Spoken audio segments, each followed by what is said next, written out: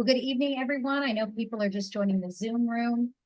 Thank you so much for joining us this evening. It's October 23rd, and this is the second virtual town hall that the County of Marin has hosted regarding the partial closure of Bolinas Beach due to wastewater seepage along the bluff. We are hosting this town hall in order for you all to receive an update on what the latest status is on that situation, as well as have an opportunity to ask some of our local experts questions that you may have about that situation.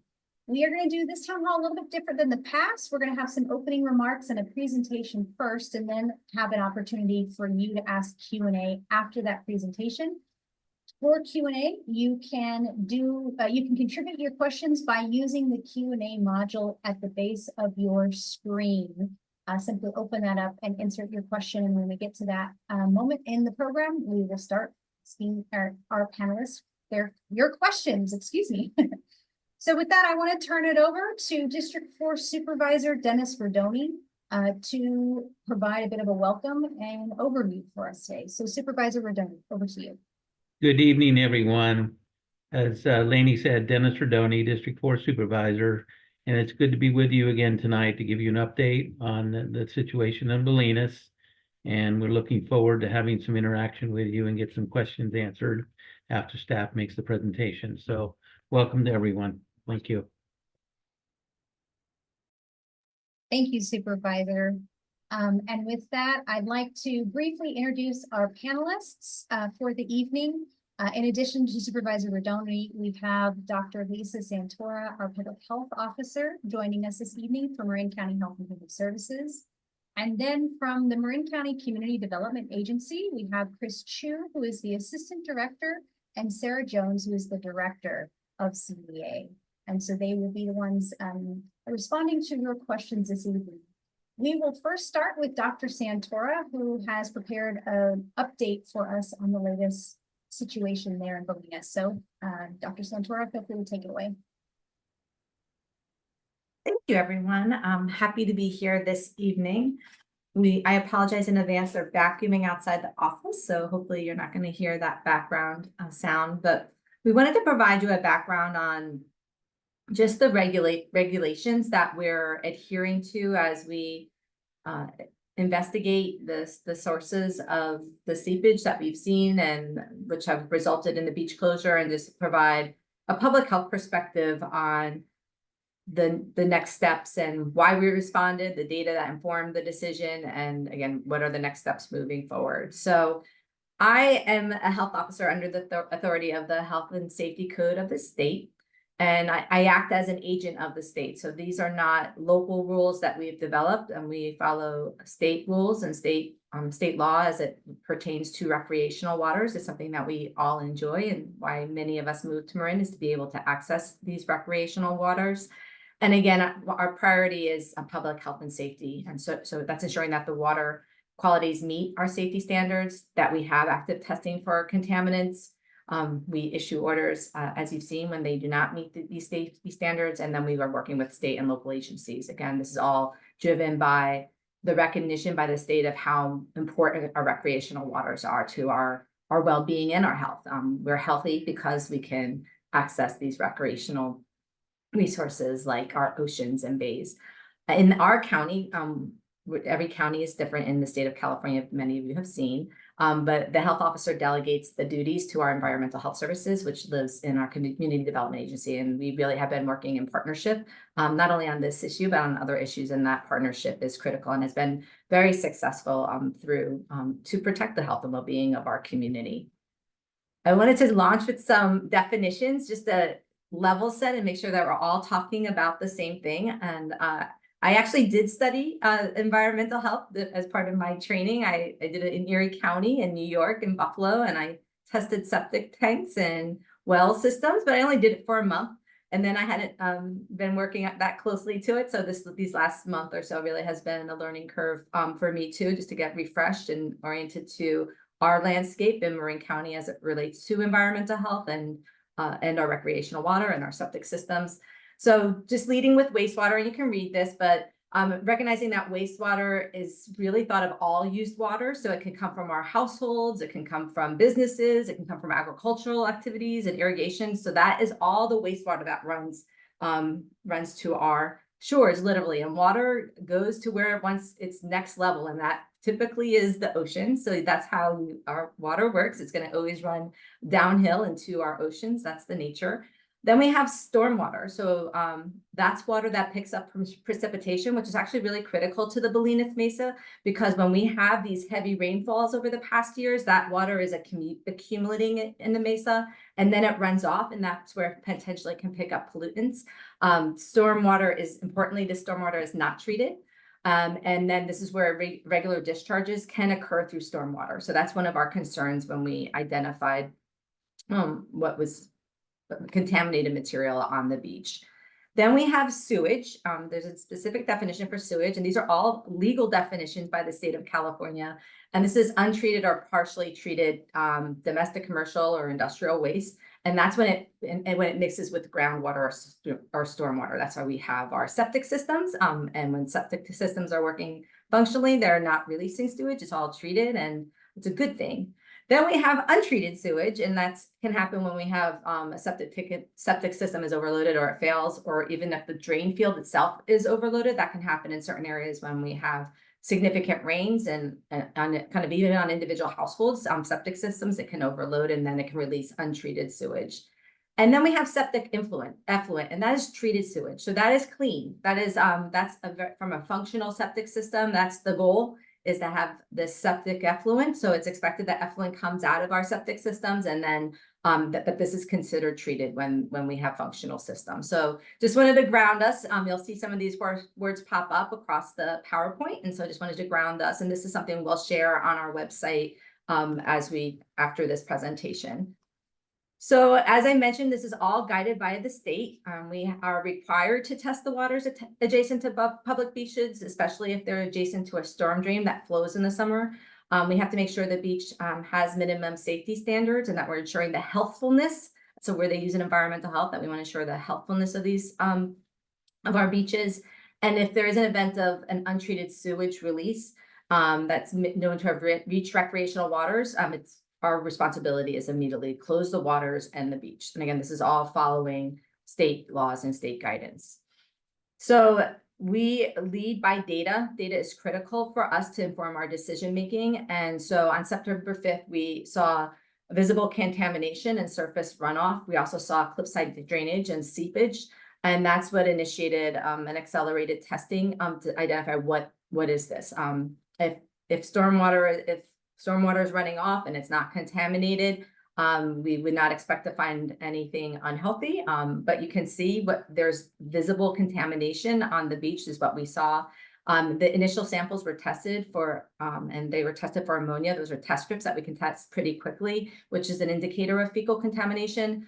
And then follow-up testing of the area showed high levels of Enterococcus coliform and E. coli. So these are all fecal contaminants that were identified earlier in September, which triggered the beach closure that you've been experiencing. And then this is our ocean water testing. So of course we have a regular ocean water testing program in our community that runs from April through actually October 31st. And you can see that we've had 2 incidents where our regular water testing has identified that it was time to avoid because they reached contact limits for testing. So we have 2 situations happening. We have a response that was based on visible contamination and testing, and then we have our ongoing recreational water testing. So if there was not this visible contamination and the seepage and the drainage that we had seen, we would have continued the season through October 31st with the regular water testing program. Because of what was identified, we have enhanced that to really identify the source of what is happening on the mesa. And I'll pause here and let Chris add information about additional testing that's been completed and some next steps. Sure. So if you were on the last call, that you heard that we worked with the Regional Water Quality Control Board, which is a state entity, to do some additional tests of the seepage to confirm whether or not the sources of the seeps were human-based. And so the test itself required a far larger sample than the ones that we did earlier in September, these results in early September. And so we had to go to sites that had heavier flows. For those sites, we actually did test with the regional board and their state labs and found that there was actually no indication, no signs of human markers in those samples. And so at this point, we have high pathogens, high contaminants. We have additional tests that show high biological oxygen demand. We have test results that show high levels of nitrogen, but we don't have any indication that these are coming from human sources. Because we have the discrepancy, and we have, well, not so much a discrepancy, because we have information that says that there is indications of waste in the water that could be problematic. And we have another test that says it's not likely human. We are actually looking at trying to do a third round of tests that would be testing with sediment. So the areas that you saw in the pictures that Dr. Santora showed earlier, some of those areas just didn't have enough flow for the test results that we're looking at, those human markers.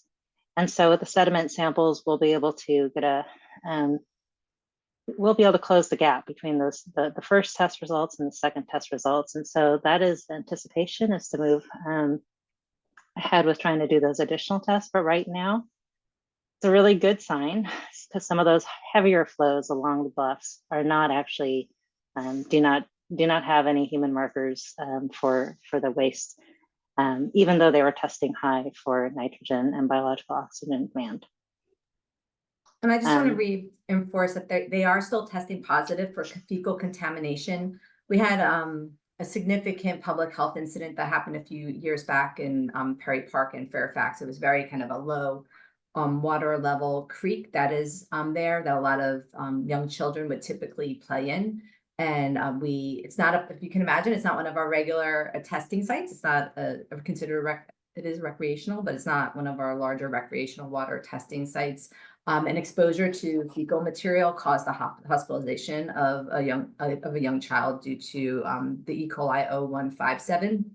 And so, as I mentioned earlier, that stormwater runoff can pick up pollutants and contaminants. It may not be solely from human sources that cause illness. We were able to had a very intense public health laboratory technician who went out into the field and actually was able to identify that it was animal fecal matter that was that had the E. coli 0157 that caused the harm to that child. So again, I think this is where we have information that there's contamination. Our first round of testing showed that there was not a marker of human waste, which is potentially good news considering the septic landscape that's on the mesa. But the reality is that we still have contamination that is coming off the mesa, and as you can see, is impacting the quality of the water in our traditional regular recreational water testing program. So next steps. So what happens when we identify this? And I think this is the challenging part. We're still in this source tracking phase. That's exactly what Chris was describing. Is so we have we've started preliminary testing. We know that there's contamination that is part of the environment now that is seeping into our recreational waters. And we have to now work and develop a plan to identify the sources of that.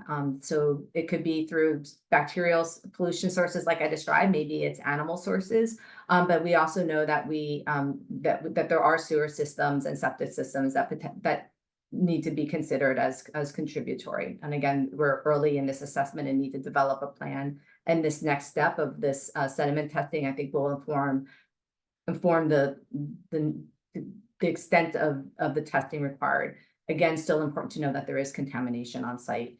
The second step, I can't speak, it's been a long day. The second step is that continuing that water quality monitoring. We're seeking guidance from the state to determine what should be the frequency and the location of testing. Again, we recognize the value and the importance of access to the beach and to this as a recreational water body. It's part of the soul of the community. And so really trying to have guidelines and offer guidance to the community around that ensure access to the beach. So one of our goals is opening the beach. Again, we're still developing and gathering the information we need to provide a recommendation around beach reopening. And then also looking at opportunities, for example, source control. So there are strategies where we can redirect surface and stormwater runoff to prevent the discharge of any untreated sewage or any, again, it could be natural fecal contamination that's happening and running onto our public beach water. So that's another opportunity that we have ahead of us with the primary goal, not if, but with the primary goal of reopening the beach. So again, this is still early in the process. We appreciate it's not moving as quickly as anyone would like. And so I think that's something that we're hoping to see how we can accelerate that and bring more resources to get to these next steps. And before questions, I just wanted to thank Norman Hansch. I hope I pronounced his name right. He is the principal and managing engineer at Quest Engineering. He spent time with me and gave me a tutorial, about a 2-hour tutorial in the Mesa. As many of you know, this has been studied since the 80s, and he has a deep understanding and appreciation of the Bolinas community. And I just want to thank him for providing me with that tutorial. And he shared a quote that I thought was, it just reminded me of some of the origins of public health. And again, just the importance of sanitation and making that it is a core part of public health. Many of us had started just to think of public health as response to COVID and other things, but environmental health and the protection of our recreational waters and our sanitations is also a core component of the role of a health officer. And again, we're on this journey together. We also know your well-being is linked to accessing that beach. And so we always seek to balance that. And at this point, we're still just gathering the information that we need to inform the community and make the best recommendations for moving forward. So I'll jump back now and hand it off to, I don't know if Chris, if you have any additional comments from CDA or Sarah. I don't have any at this point, but I may return as we go through the Q&A. I'm guessing there's going to be some questions. Well, I wanted to say something. First of all, thanks to Dr. Santora. I'm so glad that in our county, our health officer talks about the soul of a community. You know, music to all of our ears, I think, and I think to all of yours too. But one thing that I just wanted to make sure is clear is that we have no plans or intent, based on what we know now, to change anything about what we do about land use permits, building permits, septic permits, et cetera, et cetera. So I just wanted to make sure that was entirely clear. You know, those things that were listed out in the next steps under land use, that's really continuing what we do now. So just didn't want to indicate that there were further steps in the offing.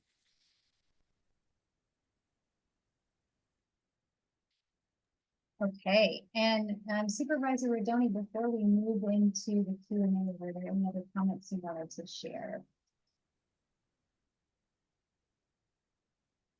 Thank you, Lainey. No, I'm just happy to give the update to the community and would love to hear their questions now and follow up on any questions that I can help with. That Thank you. sounds great. That sounds great. Well, I see that we have around 35 people that have joined us. Thank you for taking time out of your evening to join us for this important informational update. Now it's time to hand things over to you. If you have a question for one of our panelists, you can ask that by pressing the Q&A feature at the base of your screen. That will open up a panel where you can type in your question and then just hit send. That will come my way and we'll just start asking them as they are coming in. So don't be shy.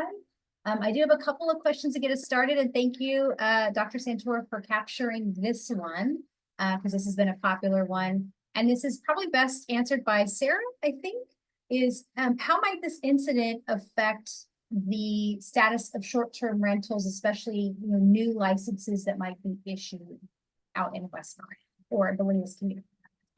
Sure. So as some of you might be aware, you might be operating a short-term rental now, and we are in short order going to be starting to take applications for the new short-term rental licenses. Under those new regulations, it is required that you give us some information on septic, but there's not going to be any different requirements for the Bolinas Mesa than there are anywhere else in unincorporated Marin for a short-term rental license. So this is not going to affect anybody's ability to get the new license to operate and run their short-term rental. Okay, that's good news. Mhm. That's good news. Okay, we've got a question that has come in about water safety.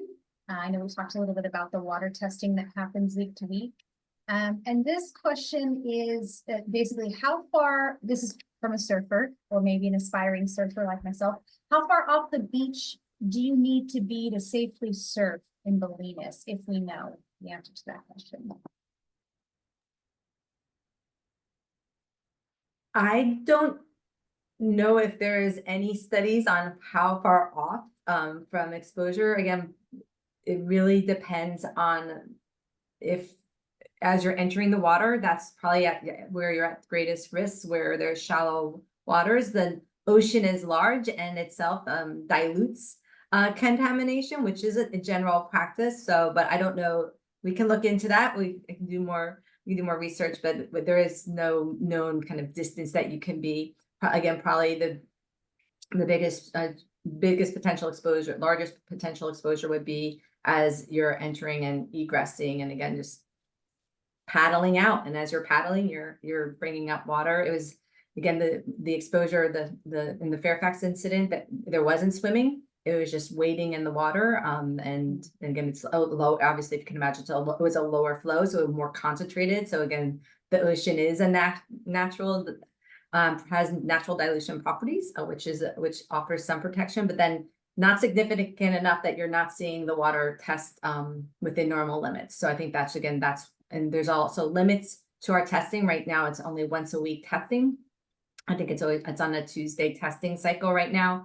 And so if there is rain, that could potentially, we see that commonly, that will increase the flow of that stormwater off the mesa, and so potentially increase contamination. And there's also a lag in our test results too. But I'll take that question back and see if there's any recommendation. But you still have to get in and out of the water and paddle in and out, and so that's probably where your highest risk of exposure would be. Hey, Lisa, we got a request to stop the screen share. Okay, there we go. Great request. There you are. We wanted to see your faces a little bit larger than this big. And I do want to just say for the folks that have joined us, I just got an update from our Zoom host. There was a little glitch, I guess, on the Q&A feature, the first part of our recording while the presentation was going on. I guess you weren't allowed to submit questions. That has been rectified. So if you tried earlier and you weren't able to get it to work, please try again, because we want to make sure that everyone has the opportunity to ask the questions that they want to ask. Okay, moving right along, we've got another question that's come in. This is with regard to, oh, Chris, I see you have your hand raised. I'm sorry, before I go into that. Oh, nope, you don't? Okay, never mind. So this particular question goes back to the conversation around testing and the recent results that came back indicating that those first few samples there's no human source. So the question is, sorry, let me read and digest this. Is it at this point that there may be human sources associated with the lower flow sites? Is that what you're thinking with the additional sampling that may need to happen? Or is it to rule that out? Is it kind of to just make sure we haven't overlooked anything, because there could be differences in like a high flow site versus a low flow? Is that what the takeaway there is? Either Chris or whoever might be the right person to answer that. I can try, and perhaps Dr. Santora may have additional thoughts to add. So, and hopefully you all can see and hear me. I think I'm having bandwidth issues from home. So The second round of testing that we did required a large quantity of water to be collected in order to do the test. And so because of that, we had to select areas that were high flowing. Those weren't necessarily the sites that had the film and the coloration and all of that. And so the thought is that sediment using soils, using dirt as the sampling methodology instead of using a liquid sample might help us better understand whether or not any of this is coming from human sources, or if this large problem that we're seeing with the seepage on the bluffs is all attributed to other sources. And so this would help kind of close the gap in terms of what we had suspected or what we had thought, and what I think some of the past results had kind of pointed to in terms of the studies from the 80s versus what we're seeing now. And so I think this just gives us more information, and it helps us to determine kind of how best to proceed. Okay, that makes sense. We've got a couple of questions that have come in with additional interest in this area. And to kind of combine these into one question, if in fact we find out that there are no indicators of human contamination, do we have any idea of what exactly could be, like thoughts of what could be the source? I know this kind of leans into your conversation, Dr. Santora, about wastewater and rather stormwater and what it can carry, but any ideas of what type of contamination could be the cause here, or maybe what else, maybe a little elaboration on what was found? I know, Chris, you mentioned elevated nitrogen and things like that. So Any clarification you could provide there? yes. So when we know there's fecal contamination just by the biological properties, that comes from typically warm-blooded animals, and their animals are part of our environment, just like humans are part of our environment. So that's one source. We also have, we use soil. There's it's not an agricultural hub, but there is probably like domestic agricultural activity. So if there's rains and runoff, that's contributing, whatever that soil that we've created, the landscaping that we've had, contributes to some of the nitrogen, the nutrient sources that we have. So for example, in Tamales Bay, we also have challenges with the water quality, but it's often runoff from our larger agricultural industries that are coming down into that water. And then I do think we need to recognize the history and the landscape of the mesa. And I do think this is one of the challenges. It's a very large surface area that we're looking at. And what we're describing is some point testing. Again, a functional septic tank will clean and clear a lot before, should clean and clear, and the bacteria that should not be running off the hills. So I do think that is still an unknown for us, is the integrity of septic on the mesa. And I think that's that could be continuing. I think that would be the larger conversation that I see them kind of as bifurcated, is the word I'm using, like where one of our roles in public health is opening the beach, and that is trying to ensure the healthfulness of the recreational water.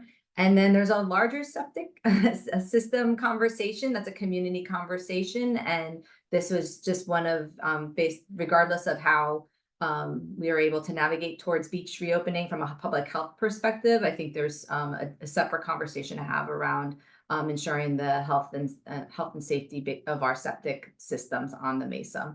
And again, some things have changed since the 80s, but some things haven't changed since the 80s.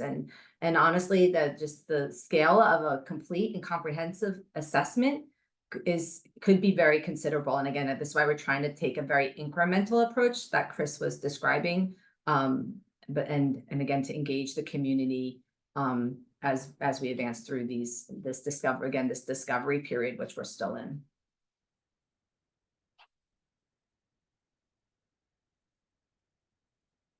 Oh, you're muted. Sorry, I am where I'm sitting. I'm by a fire station and I'm muted because something's going on. Chris, I don't know if you have anything you want to add to that, or if Dr. Santora sufficiently addressed that question.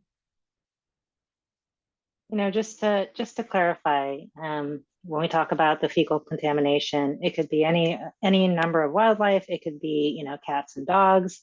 it could, you know, the same nitrogen that you might use as, you know, fertilizer for your garden, could show up as, you know, as contributing to this if it's not actually placed in a way that it's, you know, actually soaking in and being utilized by plants. If it's washing in, you know, well, these will all have high levels. And so I just want to be clear that you can have this contamination and not have it be a direct human source, but potentially related to our human activity.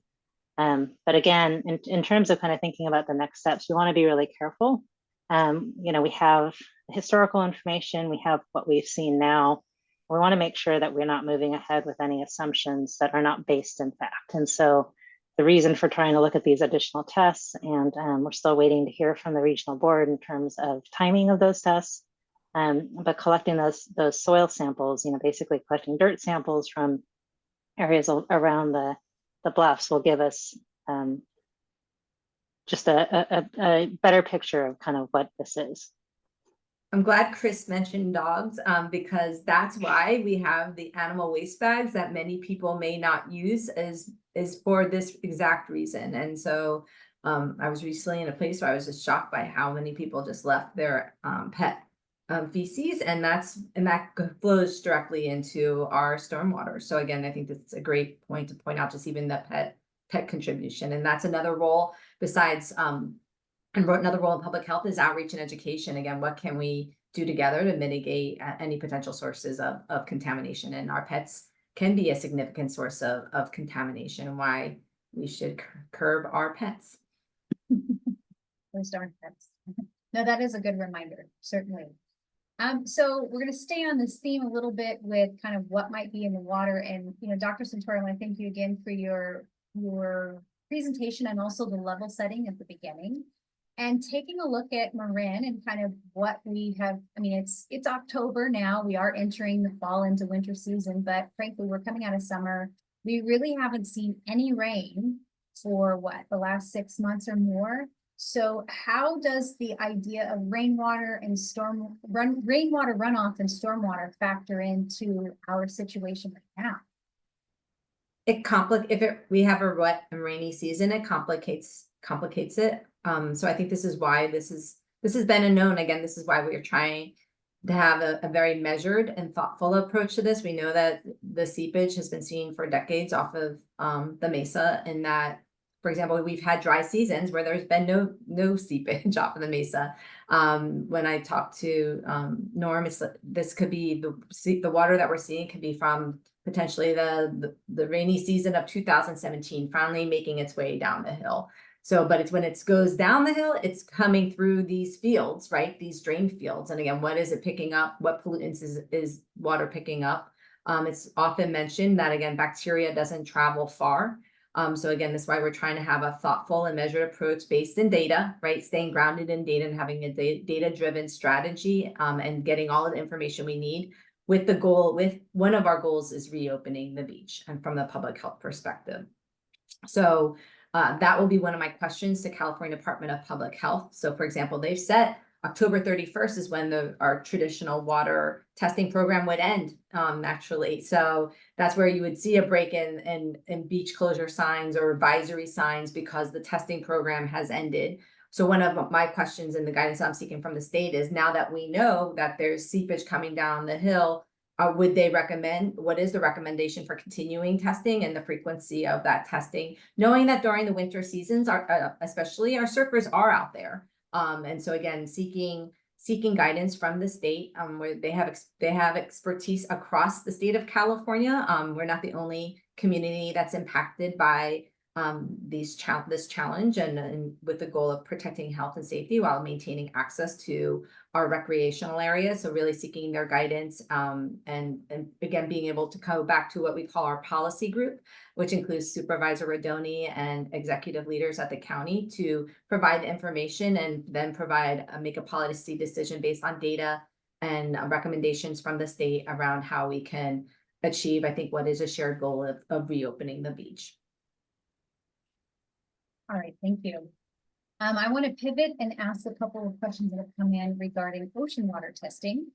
And the first question, I think this individual observed a slide with the 7 weeks of data for the weekly testing that has taken place since the closure of the beach. And the question is, 2 of 7 samples that were listed there were positive, or at least they exceeded rather the state's kind of threshold for safe recreation. Those 2 positive or past the threshold samples were 2.5 times above what that threshold should be. In your experience, and this might be a question for Chris, Sarah, or Lisa, so jump in. Why do you think there was such a wide swing from 1 week of just being, within the threshold to 2.5 times what that accepted amount would be?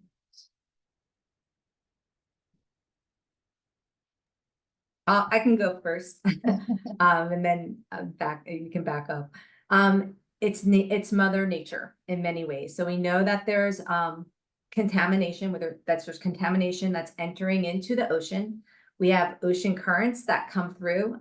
Based on human activity, it could be watering the mesa, it could be other changes in the volume of visitors that are using our septic systems, or there's any number of changes that could affect the kind of the flow of stormwater off the mesa. The flow of stormwater off the mesa, then it hits the ocean. It's where water's gonna flow to the ocean, and then our currents can affect it. The challenge of our testing, and you have to take it with a grain of salt, it's a point in time testing. Our team strives really hard to follow the methodology, where they test, how they test, and it's also only at one location. And that's one of our concerns, is that, this doesn't reflect the, we have one point in time at one location that's informing us. And we know, as you've seen the maps, we know that there's seepage coming from across the mesa, and people also go and surf north of that entry point. So again, that's part of the guidance that we're going to be seeking from the state. Some places test every day during the summer when there's high access. So we have a limited testing program, and that will be one of the information that we're seeking from the state, is what would be best practice, knowing these conditions and knowing it's a recreational, an important recreational body of water. So I think it's just some of those natural factors. Chris or Sarah? Well, I'll step in to say a couple things. One is, I think this is a really interesting question, and one that I'd like to ask more of our water quality testing program manager, and see if she has any insights into this. And if we find out anything, we'll report back at the next town hall, or put any further answers on the website about that. But Chris, this location where the water quality is, this is the standard water quality testing. So it's really closer to the lagoon. Is that, just nod? That is correct. Yeah. And so, that could be being affected by situations off the mesa as well. Just because of the water flow, it's close to sea drift, which is also, and Stinson, which are also septic areas. There's other, there's all the other factors, the animal activity, which is, kind of, there's a whole lot of species that are there at the lagoon. So all kinds of reasons that it could be different. All right, that's helpful. Chris, anything to add, or did Sarah cover it? I'll just add that, I know that it's, we've had 2 exceeding test results this year in Bolinas. I know we've had a handful in Stinson. I know that last year in 2023, Bolinas also had two times when the test results exceeded the state threshold. And so it's definitely something that can, vary over time. It's generally a good sign that it's, that more times than not, it is showing as being safe. But again, as Dr. Santora mentioned, it really is a snapshot in time. It's a fairly small amount of water considering how large the ocean is. And so there's just all sorts of different things that could really be part of that. And that is part of the reason that we've tried to maintain this consistent data set, because if we're seeing time and time again that the beach has those exceedances, that would be an indication of a much larger problem. having it show up occasionally, might raise concern, but I think, as generally, it's that, be on your report card as opposed to the F, with a failed test every single time, or a test that exceeds those limits every single time. And I just want to underscore my concern that this testing doesn't reflect the runoff that we're seeing. And I think, again, trying to delineate both, and that's why we're trying to have only a partial beach closure, and then again, identify what would be that recommended testing, and then potentially use testing results to inform, the guidance and advisories that we give. And so that's one of, again, the information that we'll be seeking, that we have been seeking from the state, is to get guidance on that front. And again, about the location of the testing, since it isn't, it's not where the runoff or the seepage or the drainage is that we're seeing. It's a different location with a different environment, different currents. And so again, it's a point in time count that's not actually adjacent to the area of concern. But it's impacted, ocean currents do their thing. Yeah, certainly, they do. Forgive me if you mentioned this and I missed it, but are there any updates on whether the ocean water quality testing program, which is due to cease for this year, October 31st, whether it will somehow continue into those winter months, or will it stick to the typical April to October timeframe? That's exactly the question that we're seeking to have the state answer. We reached out to them when we activated our emergency operations center, and unfortunately we haven't received the response that we have been expecting. And so made a few calls, and now I'm elevating it up to higher chiefs in the system, so we can get a prompt response. Nothing that would not have impacted where we are right now. Again, we still have additional testing that Chris mentioned, that's, to inform, a full picture of what's going on. But we're taking the effort to get this prioritized by the state.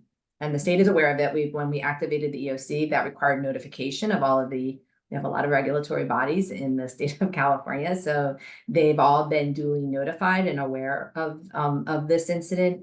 And again, we'll need to escalate this in order to get the responsiveness that we're seeking from the state. But I just want to reassure everyone that the delay from the state has not impacted reopening the beach yet. And again, I would expect that there would be a recommendation around test. What I would expect, and I could be wrong, would be a recommendation about continued testing at an additional location. And that's, again, something that we would bring back to our policy group to make an informed decision, and then to have and then also return to the community and to discuss these recommendations.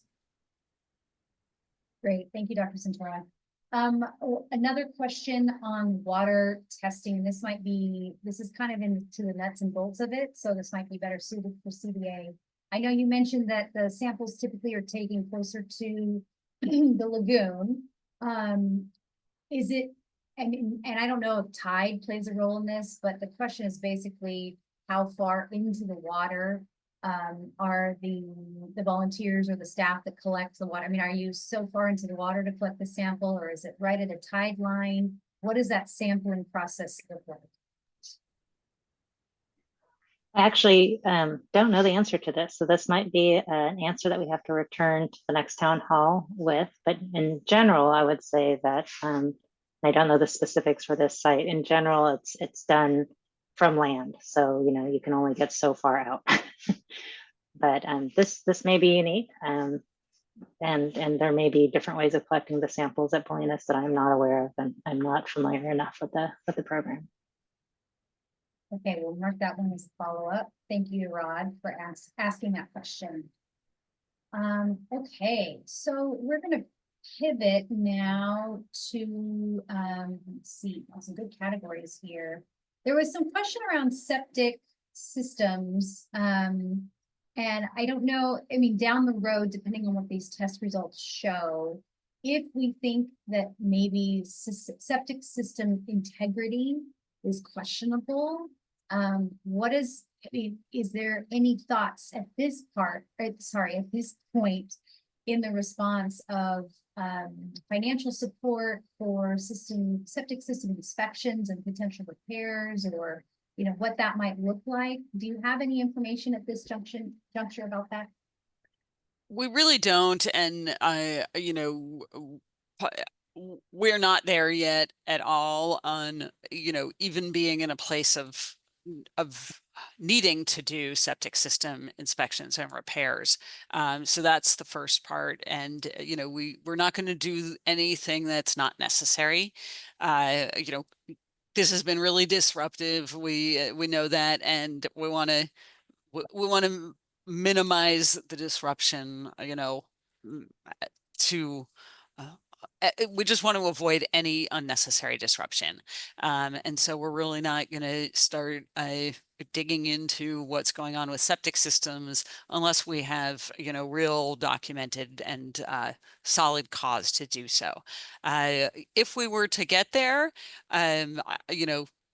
thinking about that not being a financial burden on people is a really important part of the consideration, and what is needed to make that so. We work a lot with Bolinas and with the community on the Mesa. We know that there's a big range of situations, a lot of people who have been there for a long time, just there are many people there for whom it would be a real burden to put this work in. And so we're very cognizant of that. And that's why we're going to do, we're proceeding carefully in every way and want to be really thoughtful. I think this is another opportunity just for regular good old public health outreach and education and prevention recommendations. There's a lot people can do proactively to care for their septic systems. For example, they should be inspected I think the EPA recommends every 3 years.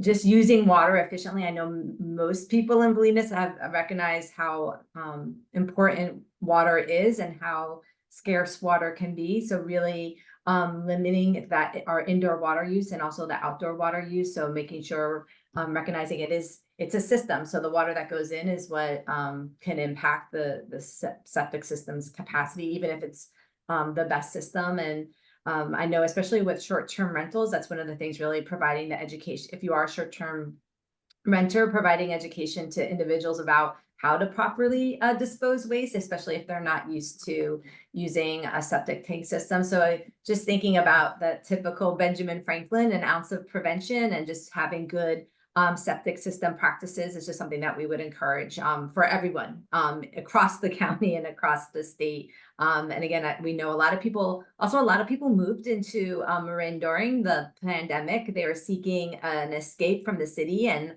are new to their septic system. So just encouraging everyone to share best tips with their neighbors around how they keep their septic systems healthy and prevent it from being overloaded. So again, focusing on prevention, it's one of our public health goals. That's excellent. And I will also just add on to that as we think about prevention and maintenance. I do want to go ahead and take a moment and plug our webpage, not only for updated information about what's going on with the surfacing wastewater at Bolinas Beach, but also we have a section on that page that's called Helpful Resources. And under Helpful Resources is a link to Environmental Health Services page on septic systems. They have some maintenance tips and other additional information that might be helpful to anybody that is living on a property or owns a property with a septic system, and to get you some of that information that Dr. Santora was referencing. So that informational webpage is marincounty.gov/Bolinas-wastewater. I promised you last town hall we would shorten that longer URL, and we have. So it's now just marincounty.gov/Bolinas-wastewater. So hopefully you all have seen that webpage by now. Go check out that septic system information. Okay, so let's see, we've got a question that came in. People were definitely tuning in on other potential sources of fecal matter. And somebody has observed that there is definitely a lot of dog poop in and out of bags on our streets and on the beach. Is there better public education that could be in place? And also, what are some ways that our community can assist you? So thoughts on that, county leaders? Yes, I think, again, I think there's both, I think it's great to have the community engage and being the solution to this, because you know your neighbors and visitors really well.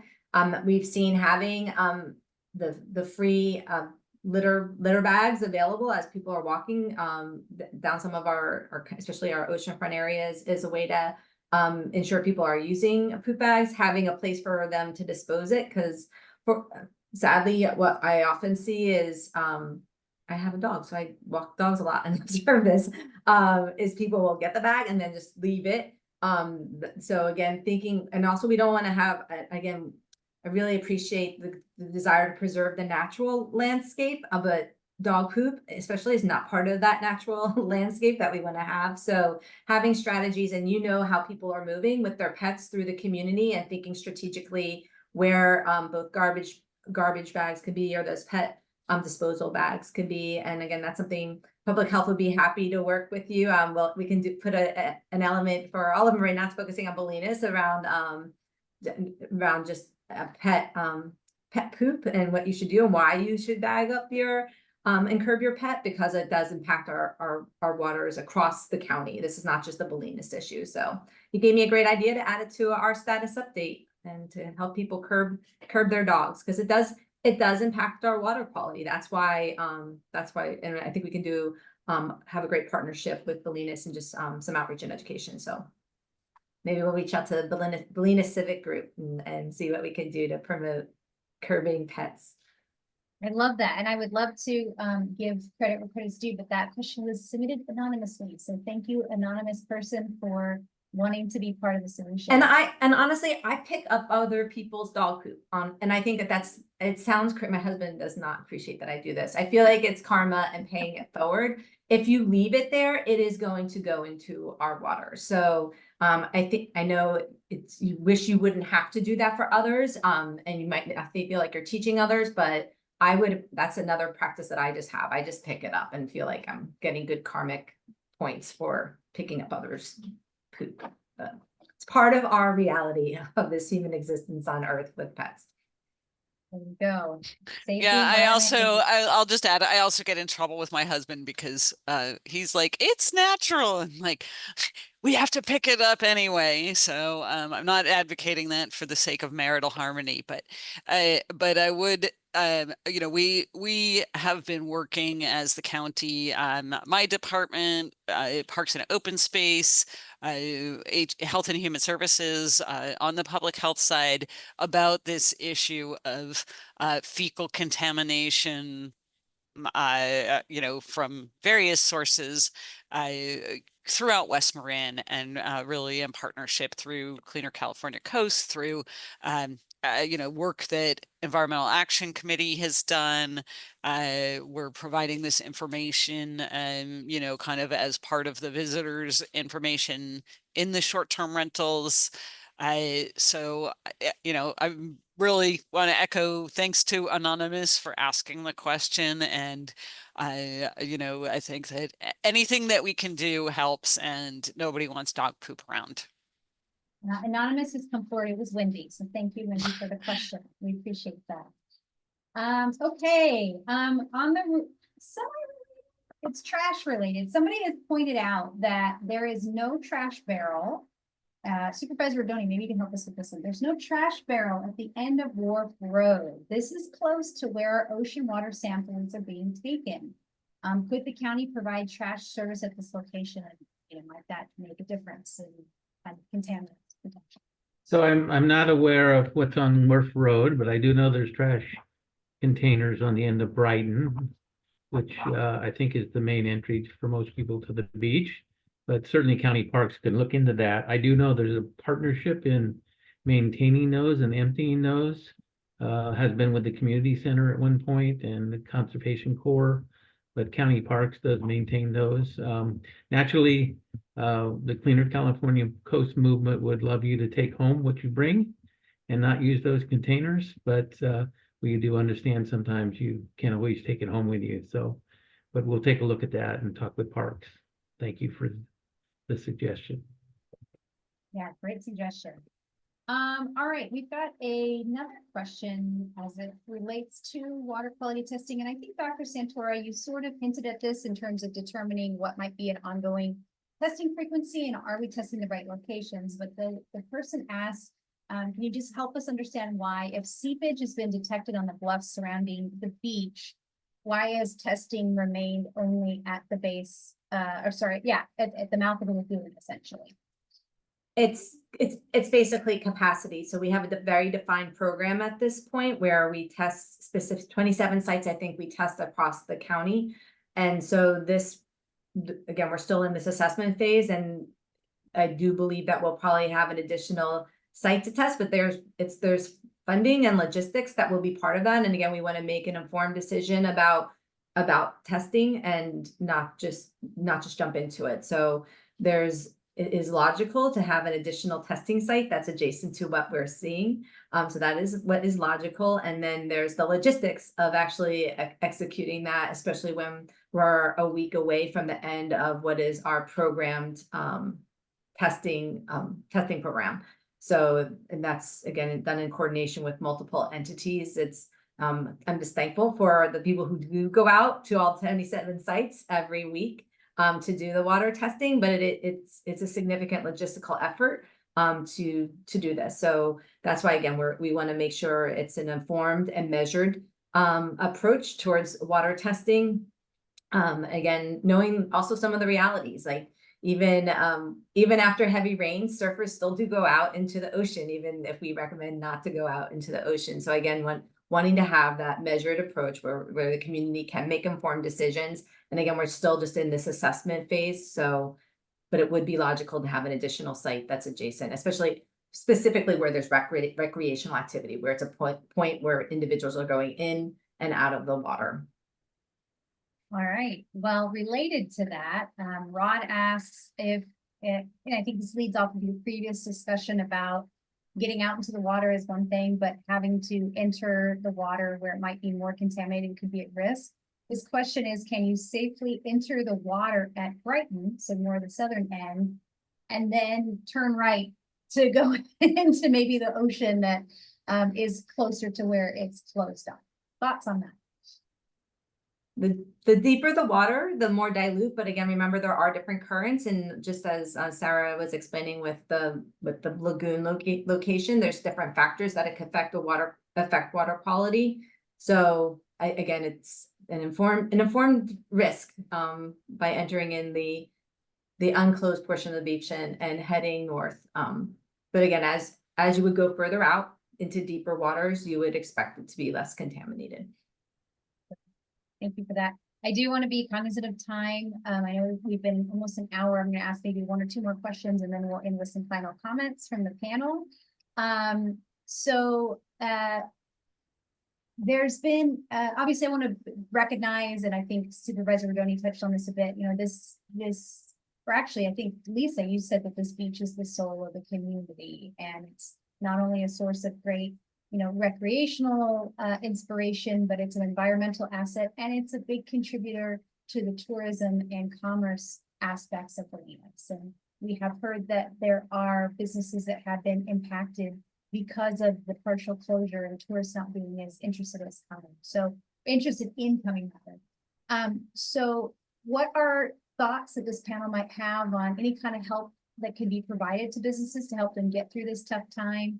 And I know this is like, you need a crystal ball for the second part of this question, but how long you think it might be before the beach can start to be reopened?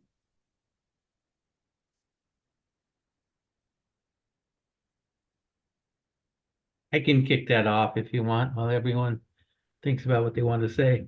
I think that given the recent test results, my focus now is really focusing on getting the beach open, even if it's under an advisory.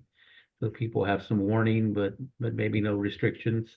I understand the impact to the community and understand the impact to the businesses in the community, let alone our visitors who've been impacted. So I think, my focus as part of this group is really to sort of refocus. I know the additional human marker tests are really important, but for me, that's more of a long-term sort of approach, that having the recreational water quality testing protocol determined by Department of Public Health so that we can get going on that as soon as possible is really my goal at this point, so that we can actually get the beach as open as we possibly can and bring the people back to support the businesses and really make the community in a much better position in terms of using the recreational asset that's there. So that's my focus, and I'm pleased that Lisa is pushing some buttons. I see that somebody from regional board is actually on the call tonight and listening, so I think that's great, because I want them to hear, what our goal is and my goals are. Because I do think that, like I say, the human marker test, that's going to take some time and needs to get done, and we need to figure that out. But the most important thing right now is, when is it safe recreationally to use the beach and the ocean?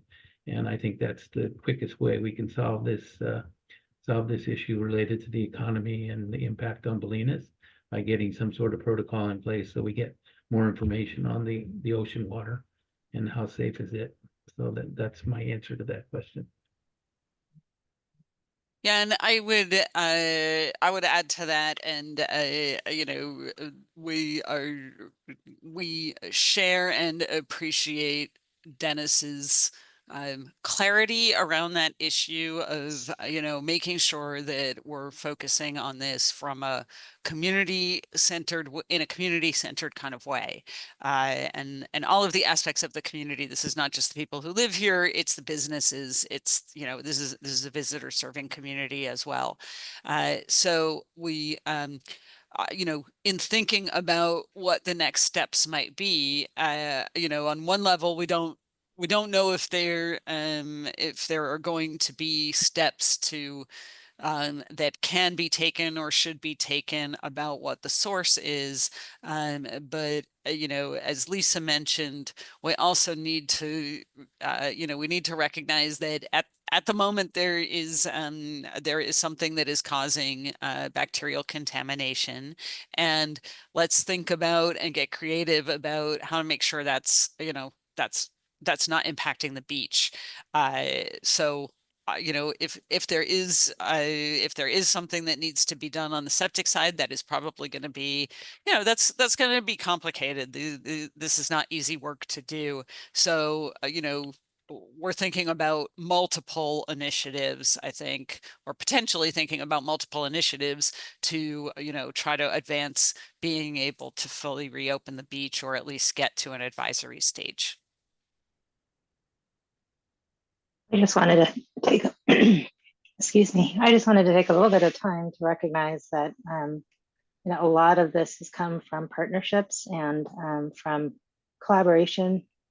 You see us here tonight, but also,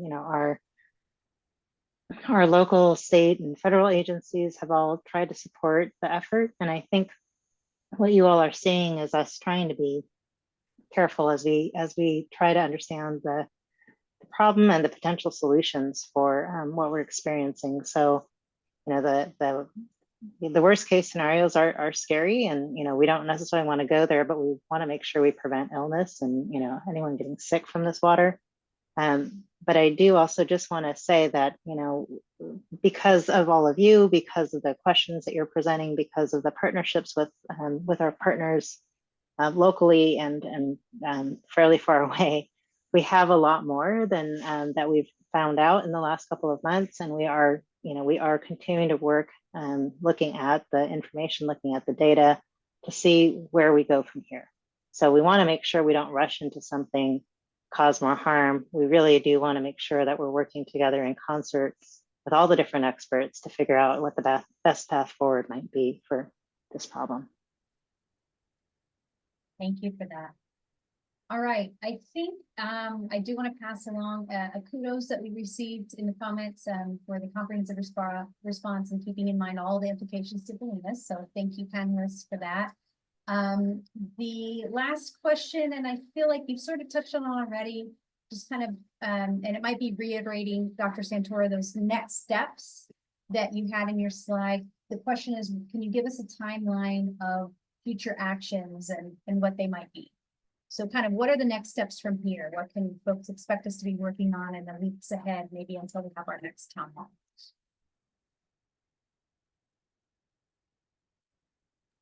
Well, from a water quality perspective, our next step is getting an explicit recommendation from California Department of Public Health, or an affirmation of what would be a best practice in this instance where there is visible seepage and drainage with known beach facing fecal contamination around water quality testing. And then with that testing program, then getting guidance around is there capability, if our goal is beach, and not if, one of our priority goals is beach reopening. So it's not an if, it's our goal is reopening the beach. What are measures that we can take to mitigate the source of this contamination? And some of the measures, again, there could be short, midterm, long-term solutions, and water testing could be one of the solutions that allows us to provide the community with the information that they need, and that could provide reassurance that this recreational water is healthful. And so that's, again, that's what we'll be seeking over the next couple of weeks from that California Department of Public Health perspective. And so I'll stop there. And I know that CDA also has some additional next steps. Yeah, so we are continuing to work with our partners at the regional board to look at those soil samples as another option. We'll continue to pursue that and see how we can continue to narrow down the possibilities. And so that'll help us also determine kind of how best to proceed. So I think they're still awaiting some guidance from their labs and from their teams. This is a lot of different people in a lot of different parts of these organizations that are really trying to come together to make sound recommendations for this. And so we're waiting on that, and I expect we'll hear back in the coming weeks. Hopefully we're not too far out. Okay, well, with that, are there any final comments that any of the panelists would like to share as we wrap up for the evening? Just want to thank the go ahead. community again for being patient as we work through these difficult situations and figure out the pathway forward. I feel like we do have a collaborative effort going on here. We look forward to more communication with the public, because some of the public in Bolinas have a lot of history that can share with us, give us more information, about some of these situations. So again, thanks to the community of Bolinas, and we do realize that you're being impacted, and that's foremost of our thoughts and our goals, to try and rectify that, to put you a little bit back towards normal as we can, as we find out more information and make sure we have good information to advise you. So thank you.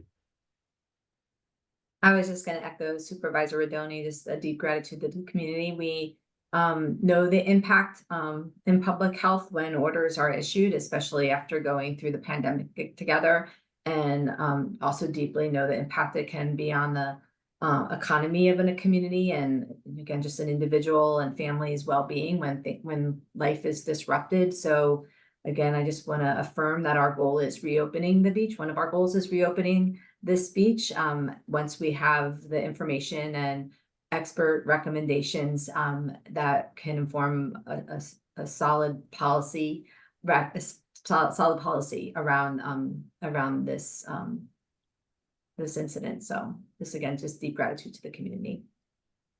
And I'll add to that, echoing the deep gratitude and also just real admiration. This Bolinas is a really special community, and one thing that really struck me when we started addressing this was just what I heard from people was concern and care and concern for each other and concern for your environment and concern for the community. And, I think that is a really powerful place from which to start this, and is really helpful for us in constructively addressing it. So thank you for that as well.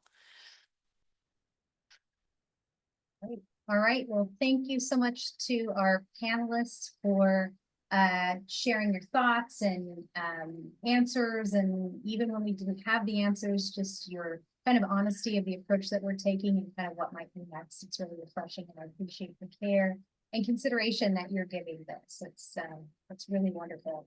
I want to just remind everyone of the informational webpage that we shared earlier, marincounty.gov/Bolinas dash, that's not the underscore, dash wastewater.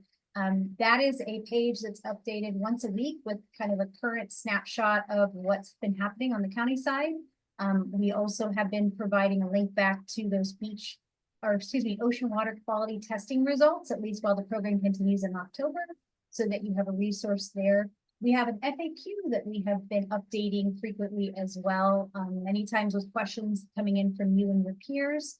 So keep an eye there for additional information. And there is an opportunity to subscribe for updates. We do send out a periodic email, especially as we have a new town hall that's been scheduled or something like that. So definitely a lot of resources on that page for all of you to be able to get, hopefully, your questions answered or connected with more information on a certain topic.